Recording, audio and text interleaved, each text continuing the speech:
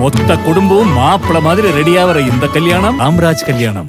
Vedanta Premium, Coimbator's best retirement township starting from 65 lakhs. Sri Kumaran தங்க மாளிகையில் உலகின் அதிகபட்ச வளையல்களுடன் மாபெரும் அழகில் திருவிழா. ஸோ நான் மெயினாக சொல்லுவேன்னா, ஃபஸ்ட்டு நீங்கள் இன்வெஸ்ட்மெண்ட் பண்ணும்போது லாங் பீரியடில் க்ரோ ஆகணும் அப்படின்னு சொன்னதாக இருந்ததுன்னா அது மியூச்சுவல் ஃபண்டு தான், தங்கம் கிடையாது. அதுக்கு ஏன் ஒரு பர்டிகுலர் இயரில் ரொம்ப விழாது, அதேமாதிரி ரொம்பவும் இன்க்ரீஸ் ஆகாது. இது வந்து கோல்டு. ஸ்டாக் மார்க்கெட்டோ மியூச்சுவல் ஃபண்ட்ஸ்லையோ வந்து பார்த்தீங்கன்னா 3 வாரத்தில் 30%ங்கிறது விச் இஸ் அன்ஹெர்ட். எப்போயுமே இவ்வளோ ஒன்று வந்து 70 ஆனது இல்லையா, 70 வந்து பார்த்தீங்கன்னா 2 lakh. எப்போ வேணாலும் இந்த காசு ஆக்கிக்கலாம். இதெல்லாம் வந்து ஜஸ்ட் ஃபார் த ஜஸ்டிஃபிகேஷன். ஆனால் எத்தனை பேர் கோல்டை பொறுத்தவரையும் நம்ம விற்றோம் அப்படின்னா நம்ம எதையோ இழக்கிற மாதிரி. கிட்டுக்கு நீங்கள் போனீங்க அப்படின்னதுன்னா you are not allowed to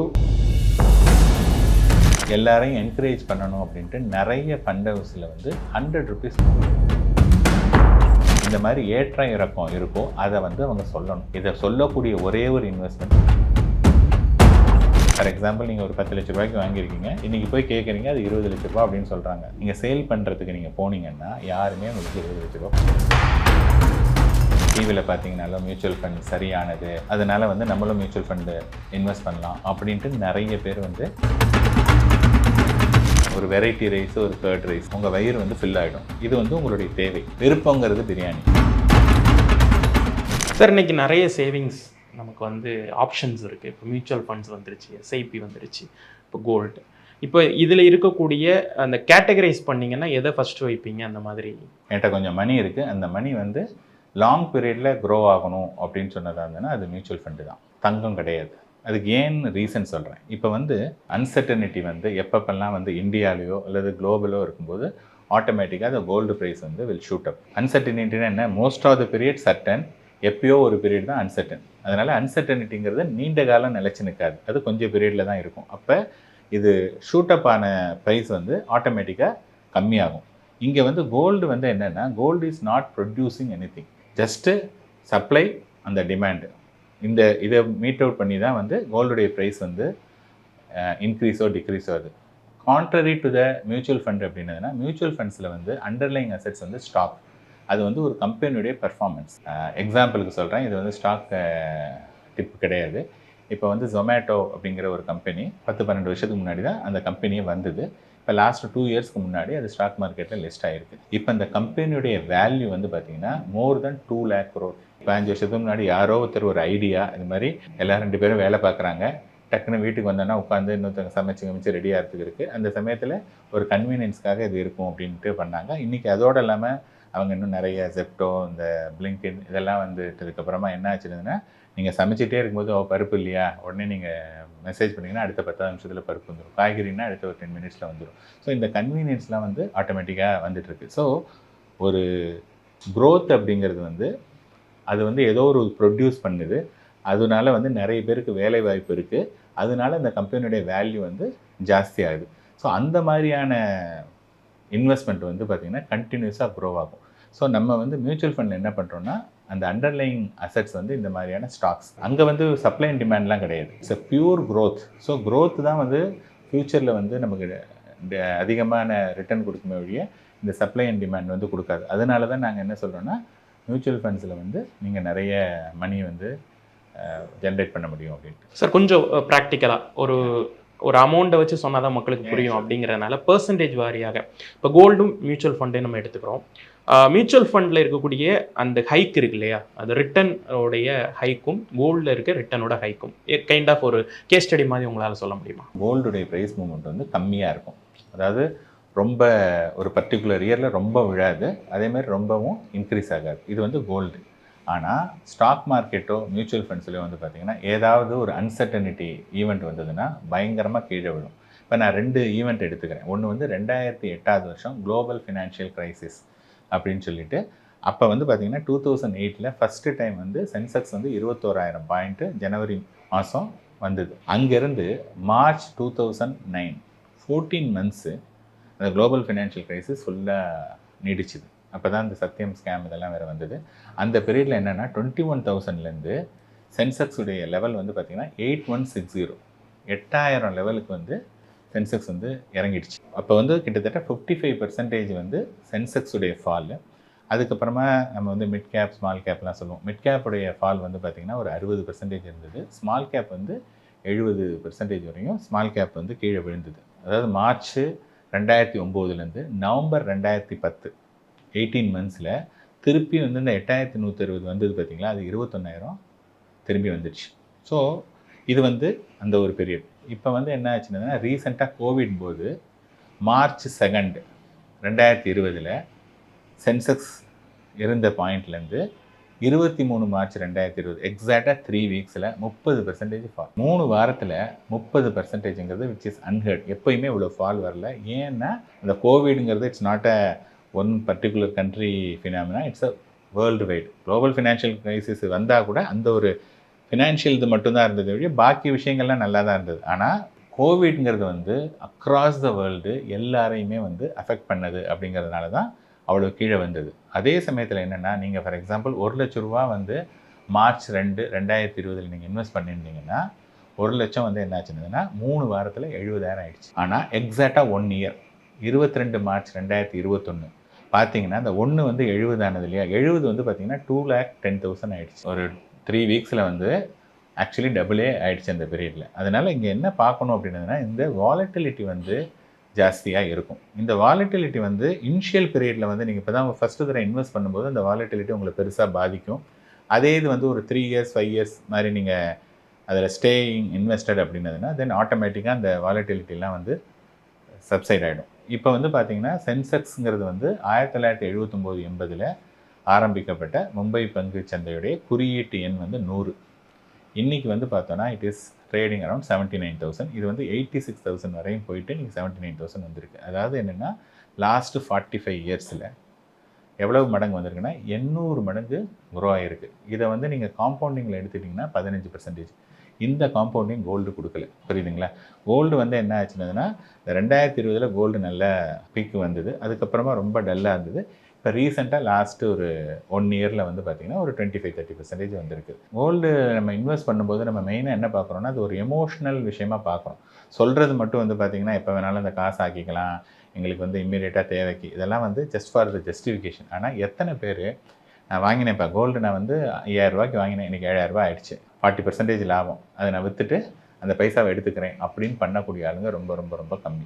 கோல்டை பொறுத்தவரையும் நம்ம விற்றோம் அப்படின்னா நம்மள்டேருந்து ஏதோ ஒன்று நம்ம எதையோ இழக்கிற மாதிரியான ஒரு ஃபீலிங் இருக்கிறதுனால அவங்க என்ன பண்ணுறாங்கன்னா ஸ்டில் அதை வந்து ஹோல்டு பண்ணிகிட்டே இருக்காங்க. அதனால அதோட ஏற்ற இறக்கம் இது வந்துகிட்டே தான் இருக்குது. ஸோ எஸ்ஐபி அப்படிங்கிற ஒரு விஷயம் வந்து நிறைய மக்களுக்கு இன்னுமே அது வந்து இன்னும் போய் சேரலை. இன்னும் அதனுடைய ப்ராஸ்பெக்ட்ஸ் என்ன அப்படிங்கிறது போய் சேரலை. சாமானிய மக்களுக்கு எஸ்ஐபி எப்படி சார் புரிய வைக்கிறது? ஓகே, ரொம்ப சிம்பிளுங்க. ஆர்டிங்கிறது எல்லாருக்கும் தெரியும் இல்லையா? ஆர்டிங்கிறது வந்து ரெக்கரிங் டெபாசிட். இது எங்கே நம்ம போட்டுட்டு இருந்தோம் அப்படின்னதுன்னா பேங்க்லையும் போஸ்ட் ஆஃபீஸ்லையும். ஆர்டி வந்து என்னென்னா அவங்க சொல்லிவிடுவாங்க, நீங்கள் ஆர்டி ஆரம்பிக்கும் போது எந்த வருஷம் ஆர்டி நீங்கள் சூஸ் பண்ணுறீங்களோ அதுக்கு ஒரு பர்சன்டேஜ் சொல்லுவாங்க. சே ஃபார் எக்ஸாம்பிள் 1 இயர் ஆர்டினா 7%, 3 இயர் ஆர்டினா 7.5%, 5 இயர் ஆர்டினா 8%. அப்படின்னா நீங்கள் போடக்கூடிய மாதம் அந்த ஒரு தொகை போடணும். அந்த தொகைக்கு ஒவ்வொரு தடவை நீங்கள் போடும்போதும் 8% per annum or 7.5% per annum. இப்போ வந்து 8% பெர் ஆனம்னா நீங்கள் இப்போ ஃபஸ்ட்டு மாதம் போட்டிங்கன்னா 8% per annum divided by 12. So அந்த அமௌண்ட்டு வந்து உங்களுக்கு அந்த இன்ட்ரெஸ்ட் வந்து அதில் கிரெடிட் ஆகிடும். ஸோ இங்கே வந்து ஆர்டியில் வந்து என்னென்னா ஃபிக்ஸட் இன்ட்ரெஸ்ட்டு, அதே சமயத்தில் இட் கிரியேட்ஸ் அ டிசிப்ளின். நமக்கு வந்து மாதம் சேர்க்கணும் அப்படிங்கிற ஒரு டிசிப்ளின் இருக்குது. மோஸ்ட்லி பீப்புள் புட்டிங் ஆர்டி வந்து பார்த்திங்கன்னா அவங்களுடைய இயர்லி கமிட்மெண்ட்டை வந்து மீட் அவுட் பண்ணுறதுக்கு. இயர்லி கமிட்மெண்ட் அப்படின்னு பார்த்தீங்கன்னா குழந்தைங்களுடைய எஜுகேஷன் இருக்கும், அல்லது ஒரு எல்ஐசி பாலிசி இருக்கும், அல்லது ஆனுவல் வெக்கேஷன் ஏதாவது போவாங்க. ஸோ இந்த மாதிரி வந்து இயர்லி ஒரு பெரிய மணி தேவைப்படும் அப்படிங்கும்போது அன்றைக்கி அவ்வளோ மணியை நம்ம வந்து பெறட்டுறது கஷ்டம் அப்படிங்கிறதுக்காக ஆர்டி வந்து இது பண்ணுவாங்க. இது வந்து ஆர்டி இது காலகாலமாக இருக்குது. இந்த ஆர்டி தான் வந்து என்ன ரீப்ளேஸ் பண்ணாங்கன்னா கோல்டில் வந்து சிட்டுன்னு கொண்டு வந்தாங்க.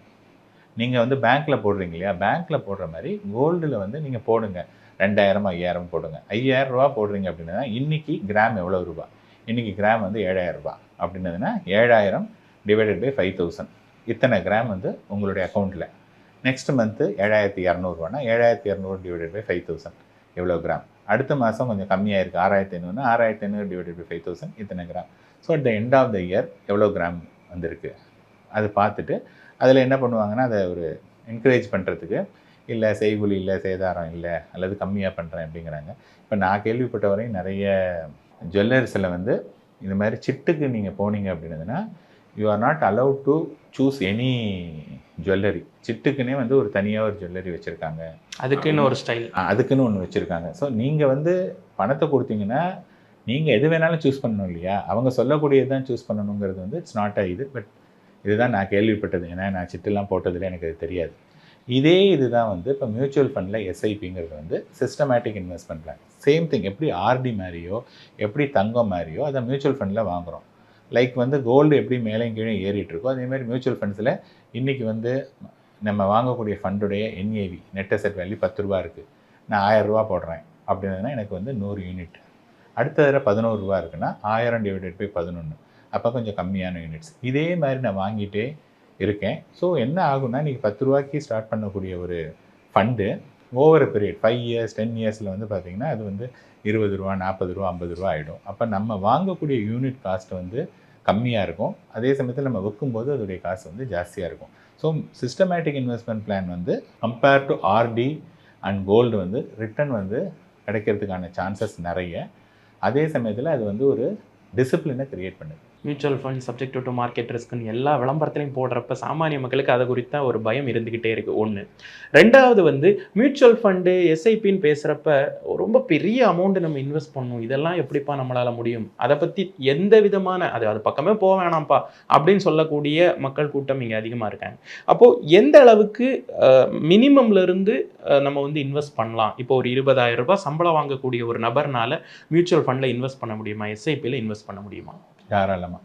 இப்போ வந்து பார்த்திங்கன்னா மியூச்சுவல் ஃபண்டில் எல்லாரையும் என்கரேஜ் பண்ணணும் அப்படின்ட்டு நிறைய ஃபண்ட் ஹவுஸில் வந்து 100 ருபீஸ் கூட பர் மந்த் நீங்கள் இன்வெஸ்ட் பண்ணலாம். இப்போ நீங்கள் 20,000 சம்பாதிக்கிறவங்களுக்கு வந்து ஒரு ஃபிக்ஸ்டு இன்கமாகவும் தெரியும். ஒரு லேடி வந்து பூ விற்கிறாங்க அப்படின்னா அவங்களுக்கு வந்து இன்றைக்கி ஒரு நாளைக்கு ஒரு 300 ரூபா உங்களுக்கு கிடைக்கிது அப்படின்னா அதில் வந்து ஒரு 50 ரூபா சேர்த்து வச்சுக்கலாம். 50 ரூபா சேர்த்து வச்சாலே 30 நாளைக்கு 1500 ரூபா வந்துடுது. என்னை பொறுத்தவரையும் இன்றைக்கி 1000 ருபீஸுங்கிறது எல்லாருனாலையும் சேர்க்கக்கூடிய ஒரு விஷயம். பட் வந்து ஒரு 100 ரூபாங்கிறது கூட பண்ணலாம். இப்போ இன்றைக்கி நிறைய பசங்களுக்கெல்லாம் வந்து அப்பா அம்மா வந்து பாக்கெட் மணின்னு தராங்க. அதில் நீங்கள் வந்து ஏதாவது 2-3 செலவை நீங்கள் மிச்சம் பண்ணி ஒரு 100 ரூபா 200 ரூபா நீங்கள் போட்டிங்கன்னா கூட அந்த ஒரு ஹேபிட் வந்து கல்டிவேட் ஆகும். அதனால் வந்து மியூச்சுவல் ஃபண்டுனா ஒன்லி பணக்காரங்களுக்கு தான், பாக்கி பேருக்கெல்லாம்ங்கிறது கிடையாது, யார் வேணாலும் பண்ணலாம். இது number 1. Mutual fund investments R subject to market risk. Please read the document carefully before investing. இதுதான் வந்து ஸ்டாச்சுட்டரி வார்னிங். அதாவது என்ன சொல்கிறாங்க அப்படின்னா, நீங்கள் மியூச்சுவல் ஃபண்டில் இன்வெஸ்ட் பண்ணும்போது அதில் என்னென்ன இருக்கோ அதை படிங்க. நீங்கள் அதே சமயத்தில் வந்து பாஸ்ட் 1 இயரில் நல்ல ரிட்டர்ன் வந்திருக்கு, அதை பேஸ் பண்ணி நீங்கள் வந்தீங்க அப்படின்னதுன்னா யூ மே பி டிசப்பாயிண்டட். இது வந்து என்னென்னா எந்த ஒரு பொருளில் இந்த மாதிரி ஏற்றம் இறக்கம் இருக்கோ அதை வந்து அவங்க சொல்லணும். இதை சொல்லக்கூடிய ஒரே ஒரு இன்வெஸ்ட்மெண்ட்டு மியூச்சுவல் ஃபண்ட். தங்கம் வந்து இன்றைக்கி 7150 ரூபா, 6900 வரையும் போனது. முன்னாடி ஹை வந்து பார்த்திங்கன்னா 7450 7500 வரையும் போனது. இப்போ ஒருத்தர் அந்த 7500க்கு டெஃபினட்டாக யாரோ ஒருத்தங்க இன்றைக்கி கடையில் வாங்கியிருப்பாங்க, கரெக்டுங்களா? இன்றைக்கி அந்த 7500 ரூபாய்க்கு வாங்கினவங்களுக்கு இன்றைக்கி 7150 ரூபா, கிட்டத்தட்ட 5% வந்து அவங்களுக்கு வந்து லாஸ், டெம்பரரி லாஸ். புரியுதுங்களா? இப்போ விற்றாங்கன்னா அவங்க வந்து they have to book that 5% loss. அப்போ தங்கம் விற்கக்கூடிய கம்பெனி என்ன சொல்லணும்? தங்கத்துடைய விலை ஏற்ற இறக்கத்திற்கு உட்பட்டது, நீங்கள் வாங்கிறதுக்கு முன்னாடி அதை பார்த்து வாங்கணும் அப்படின்னு அவங்க சொல்கிறாங்களா? இல்லை, சொல்லலை. இப்போ ஸ்டாச்சுட்டரி வார்னிங் சொல்லாததுனால நீங்கள் என்ன நினச்சிட்டு இருக்கீங்கன்னா அது சேஃப். அதே மாதிரி நீங்கள் ஏகப்பட்ட ரியல் எஸ்டேட் விளம்பரம் பார்க்குறோம். அதுலேயுமே வந்து பார்த்தீங்கன்னா நிறைய ரியல் எஸ்டேட் ப்ராப்பர்ட்டி ஒரு 5 வருஷத்துக்கு முன்னாடி என்ன விலை விற்றுதோ அதே விலை தான் இன்றைக்கி இருக்குது, அதை விட கம்மியாகவும் இருக்குது. அப்போ என்ன சொல்லணும்? ரியல் எஸ்டேட்லையும் வந்து ரியல் எஸ்டேட்டுடைய ப்ரைஸும் சப்ஜெக்ட் டு மார்க்கெட் ஃப்ளக்சுவேஷன் அது வந்து சொல்லணும். ரெண்டாவது இல்லிக்விடிட்டி. அதாவது இப்போ நீங்கள் தங்கம்னா உடனே விற்றுக்கலாம், மியூச்சுவல் ஃபண்ட்னா உடனே விற்கலாம், ரெண்டாவது நல்ல பணம் கிடச்சிடும். ஆனால் நீங்கள் ஒரு இடம் வச்சுருக்கீங்க, ஃபார் எக்ஸாம்பிள் நீங்கள் ஒரு 10 லட்ச ரூபாய்க்கு வாங்கியிருக்கீங்க, இன்றைக்கி போய் கேட்குறீங்க அது 20 லட்ச ரூபா அப்படின்னு சொல்கிறாங்க. சரி 20 லட்ச ரூபா நல்ல வேல்யூ அப்படின்னு சொல்லி நீங்கள் சேல் பண்ணுறதுக்கு நீங்கள் போனீங்கன்னா யாருமே உங்களுக்கு 20 லட்ச ரூபா கொடுக்க மாட்டாங்க. யாராவது ஒருத்தர் தேடி வந்தார்னா உங்களுக்கு வந்து அந்த ப்ரைஸ் மோஸ்ட்லி கிடைக்கும். நீங்கள் வந்து when you are going and selling அப்படிங்கும்போது உங்களுக்கு அந்த விலையே கிடைக்காது. 18 லட்ச ரூபா கொடுக்குறீங்க, 17 லட்ச ரூபா கொடுத்தீங்கன்னா உடனே அது வந்து வியாபாரமாகிறதுக்கான சான்சஸ் இருக்குது. அப்போ ரியல் எஸ்டேட்டில் என்ன சொல்லணும்னா, real estate investments R subject to market risk and also liquidity risk அப்படிங்கிற ஒரு விஷயம் கொடுக்கணும். அது சொல்லலை. அண்ட் ஃபைனலாக வந்து இப்போ வந்து ஃபிக்ஸட் டெபாசிட் 3 வருஷத்துக்கு முன்னாடி நீங்கள் போட்டிருக்கீங்க. அன்றைக்கி வந்து 9% வந்து இன்ட்ரெஸ்ட் கொடுத்தாங்க. நீங்கள் என்ன நினச்சிட்ருக்கீங்க, ஓகேப்பா இந்த மணி ஒரு 3 வருஷத்துக்கு எனக்கு தேவைப்படாது, அதனால் 3 வருஷம் போட்டுடலாம், திருப்பி 3 வருஷம் தேவைப்பட்டதுன்னா நம்ம எடுத்துக்கலாம், அப்படி இல்லைன்னா திருப்பி அதை இன்வெஸ்ட் பண்ணிடலாம், இதே 9% நம்ம கிடைக்கும் அப்படிங்கிறது தான் உங்களுடைய மைண்டில் இருந்த ஒரு விஷயம். ஆனால் நீங்கள் வந்து இன்றைக்கி எவ்வளவு பர்சன்டேஜ் இன்ட்ரெஸ்ட்னா 7%. அப்போ பேங்க் வந்து என்ன சொல்லணும்னா, fixed deposit investments R subject to reinvestment risk. அதாவது திருப்பி பண்ணும்போது அன்றைக்கி கிடைச்ச ரிட்டர்னே கிடைக்காம இருக்கிறதுக்கான சான்சஸ் நிறைய இருக்குது. அப்போ ரீஇன்வெஸ்ட்மெண்ட் ரிஸ்க் அப்படிங்கிற அந்த ஸ்டாச்சுட்டரி வார்னிங் கொடுக்கணும். இதெல்லாம் கொடுக்கறதில்ல. ஸோ நமக்கு வந்து என்னென்னா, இது யாருமே கொடுக்கல, இவங்க வந்து ரூல்ஸை ஃபாலோ பண்ணுறதுனால நம்ம இவங்களை வந்து ஒரு சந்தேகமாகவே பார்த்துட்ருக்கோம். ஸோ வந்து கொள்கைக்கு உட்பட்டு செயல்படுறதுனால மியூச்சுவல் ஃபண்ட்ஸ் வந்து ஒரு கரெக்ட். இப்போ அதே மாதிரி இப்போ ஒரு 5 இயர்ஸாக நீங்கள் ஏதாவது டிவி சீரியலோ அல்லது ஒரு சினிமாவோ பார்த்தீங்கன்னா, அதில் வந்து யாராவது ஸ்மோக் பண்ணால், ட்ரிங்க் பண்ணால் அங்கே ஒரு சின்ன ஒரு மெசேஜ் இருக்கும், புகை பிடித்தல் உடல்நலத்திற்கேடு. இப்போ இது வந்து போடுறதுனால யாராவது குடிக்காமல் இருக்காங்களே? இல்லை.